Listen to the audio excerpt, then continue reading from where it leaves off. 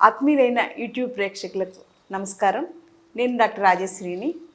ఇవాళ వీడియోలో మన ఇంట్లో నిత్యం వాడుకునేటువంటి, ముఖ్యంగా స్త్రీలు పూజల్లో తప్పనిసరిగా వాడుకునేటువంటి తమలపాకుల గురించి, తమలపాకు ఎప్పుడు మనకి ఎలా ఉపయోగపడుతుంది, ఔషధ విలువలు ఏంటి, ఇంట్లో గృహ చికిత్సగా ఎలా ఉపయోగించుకోవచ్చు అనేది ఇవాళ వీడియోలో తెలుసుకుందాం.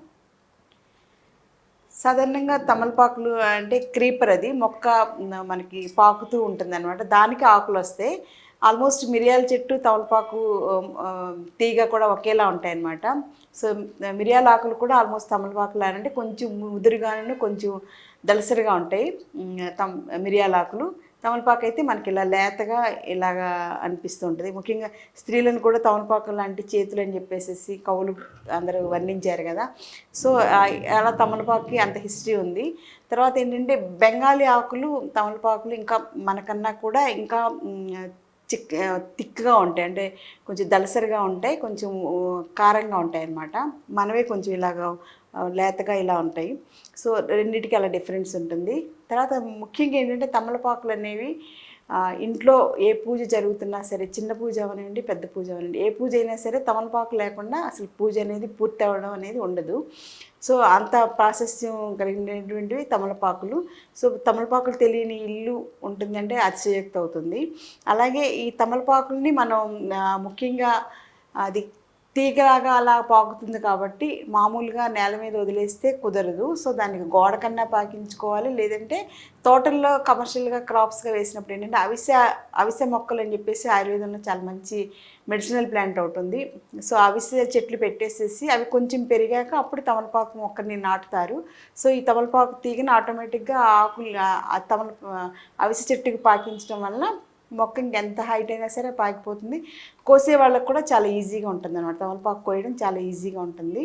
సో మనకి అవిసె ఆకులు చాలా బాగా పనిచేస్తాయి, అవిసె పువ్వులు కూడా బాగా పనిచేస్తాయి. దాంతోపాటు ఈ తమలపాకు కూడా పనిచేస్తుంది అనమాట. అన్నీ కూడా మెడిసినల్గా చాలా బాగా ఉపయోగపడతాయి. అలాగే ఆయుర్వేదంలో ఒక మంచి శ్లోకం ఒకటి ఉంది, నానౌషధి భూత్వా అని అంటాం. అంటే మెడిసినల్ ప్లాంట్ కానీ మొక్క అనేది ప్రపంచంలో ఏదీ లేదు.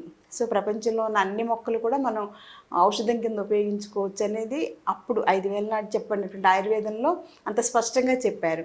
సో ఈవేళ మనం ఈ తమలపాకు గురించి వివరాలన్నీ కూడా తెలుసుకుందాం. ఈ తమలపాకుని ముఖ్యంగా ఇది అజీర్ణం ఉన్న వాళ్ళకి చాలా బాగా పనిచేస్తుంది. సో తమలపాకుల్ని పొద్దున్నే కషాయంలాగా పెట్టుకుని తాగితే కనుక తమలపాకుల కషాయం అజీర్ణం చాలా బాగా పనిచేస్తుంది.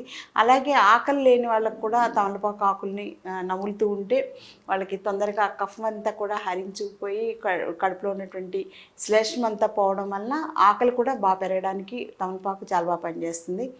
ముఖ్యంగా తమలపాకు విశిష్టత ఏంటంటే గొంతులో ఉండేటువంటి శ్లేష్మం, ఆ తర్వాత దగ్గు, తర్వాత ఊపిరితిత్తులో ఉన్నటువంటి ఈ శ్లేష్మం ఇవన్నీ తగ్గడానికి తమలపాకుల రసం చాలా బాగా పనిచేస్తుంది. అందుకని చాలామంది మెడిసినల్గా తమలపాకుల్ని ఉదయం 2 సాయంత్రం 2 నమిలించడం అనేది ఆనవాయితీగా చూస్తూ ఉంటాం. అలాగే ఇంకా మెడిసినల్ ఎఫెక్ట్ పొందాలనుకుంటే మనం మామూలు టీ పెడుతుంటాం కదా, తులసి టీ లాగానే ఆ టీనే ఒక 3-4 సార్లు కనుక తాగుతూ ఉంటే కనుక అది కూడా ఈ ఫ్లమ్ తగ్గడానికి, శ్లేష్మం తగ్గడానికి చాలా బాగా పనిచేస్తుంది. నాలుక అరుచి లేని వాళ్ళకి, అరుచిగా ఉండేవాళ్ళు అంటే నాలుగుకి రుచి తెలియని పరిస్థితుల్లో కూడా ఈ తమలపాకుల్ని నవ్వులుతూ ఉండడం వల్ల డెఫినెట్గా వాళ్ళకి నాలుగుకి రుచి తెలియడానికి కూడా చాలా బాగా పనిచేస్తుంది.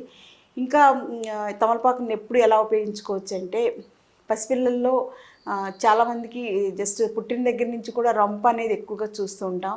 సో ఆ రంపతోటి బాధపడే పిల్లలు వాళ్ళు చెప్పలేరు మనకి రంప అది బయటికి ఊయడం కూడా వాళ్ళకి తెలియదు కాబట్టి ముక్కు గొంతు అంతా కూడా మూసిపోయి చాలా సఫర్ అవుతుంటారు. అలాంటి వాళ్ళకి 4 తమలపాకులు తీసుకుని అందులో ఒక మిరియం గింజ వేసి దంచేస్తే రసం వస్తుంది.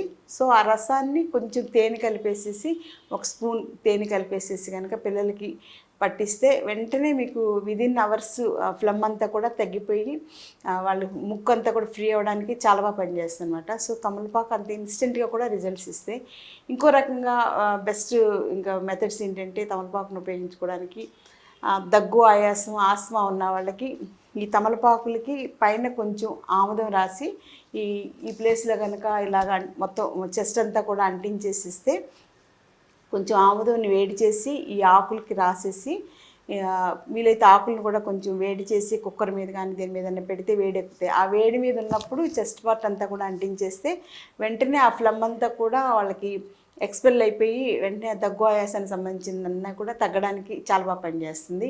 ఇంకోటి ఏంటంటే గవద బిళ్ళలు ఉన్న వాళ్ళకి కూడా ఈ తమలపాకు చాలా బాగా పనిచేస్తుంది. ఈ తమలపాకు పైన ఆముదం రాసి దాన్ని వేడి చేసి గవద బిళ్ళ ఉన్న ప్లేస్లో ఇలా అంటించేసేసి అలా ఉంచేస్తే ఆ గవద బిళ్ళల వలన వచ్చినటువంటి ఆ ఫ్లమ్, ఆ స్వెల్లింగ్, ఆ ఇన్ఫ్లమేషన్ అంతా కూడా తగ్గి వాళ్ళకి గొంతుకు నొప్పి తగ్గడానికి కూడా తమలపాకులు చాలా బాగా పనిచేస్తాయి. ఇంకా మూత్రం వెళ్ళక పిల్లలు చాలామంది ఇబ్బంది పడుతూ ఉంటారు. అంటే మామూలుగా టైం ప్రకారంగా మూత్రం వెళ్లకుండా మూత్రం కడుపులో ఆగిపోయి కడుపంతా ఉబ్బరించినట్టుగా ఉండి పెయిన్ తోటి చాలా వేదనగా ఉంటారు, ఏడుస్తూ ఉంటారు. సో అలాంటి పిల్లలకు కూడా ఆముదం వేడి చేసి ఆకులను కూడా వేడి చేసి ఈ వేడిగా ఉన్నటువంటి ఆకుల్ని అబ్డామిన్ రీజియన్ మనకి పొట్టంతా కూడా పరిచేసినట్టుగా వేసేస్తే కొద్దిసేపట్లోనే విదిన్ 10 మినిట్స్ వాళ్ళకి ఫ్రీగా యూరిన్ అవ్వడానికి చాలా బాగా పనిచేస్తుంది. అయితే ఏంటంటే ఆముదం ఈ తమలపాకుల్లో మనం సున్నం రాసి కనుక మనం నోట్లో వేసుకుని నమిలితే దీనికి ఉండేటువంటి మెడిసినల్ ఎఫెక్ట్ తగ్గిపోతుంది. సో అలా కాకుండా దీన్ని మెడిసినల్గా వాడుకోవాలంటే తమలపాకులు ఒకటే విడిగా వాడుకోవాలి. ఇంకొకటి ఏంటంటే ఈ తమలపాకులు స్త్రీలలో ఒక్కొక్కసారి పిల్లలు చనిపోవడం వలన కానీ లేకపోతే 1 ఇయర్ దాటినాక కూడా ఇంకా మిల్క్ సెక్రీషన్ ఎక్కువగా ఉంటుంది డెలివరీ అయినాక పోస్ట్ నేటల్స్కి.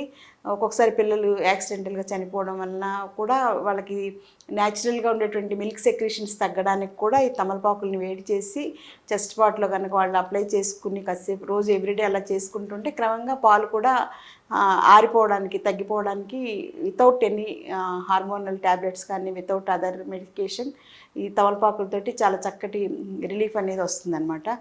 సో ఈ రకంగా తమలపాకుల్ని మనం చక్కగా ఉపయోగించుకోవచ్చు. ఇంకొకటి ఏంటంటే జనరల్గా మనకి ఈ రోజుల్లో ఆస్టియోపోరోసిస్, ఆస్టియోఆర్థరైటిస్ అనేది ఎక్కువగా చూస్తున్నాం.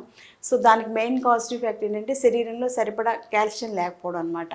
సో ఈ కాల్షియం మీకు సరిగ్గా రావాలన్నా కూడా శరీరానికి సరిపడా కాల్షియం సప్లిమెంటేషన్ కరెక్ట్గా జరగాలన్నా కూడా రోజు ఒక 3 తమలపాకులు భోంచేశాక నములుతూ ఉంటే తప్పనిసరిగా మీకు కాల్షియం లెవెల్స్ కూడా శరీరంలో పెరిగి దానివల్ల ఆస్టియోపోరోసిస్, ఆస్టియోఆర్థరైటిస్ తగ్గడానికి కూడా తమలపాకు చాలా బాగా పనికొస్తుంది.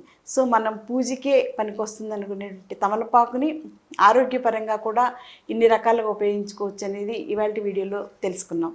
మరో మంచి వీడియోలో మళ్ళీ కలుసుకుందాం. అంతవరకు టేక్ కేర్. Thank you.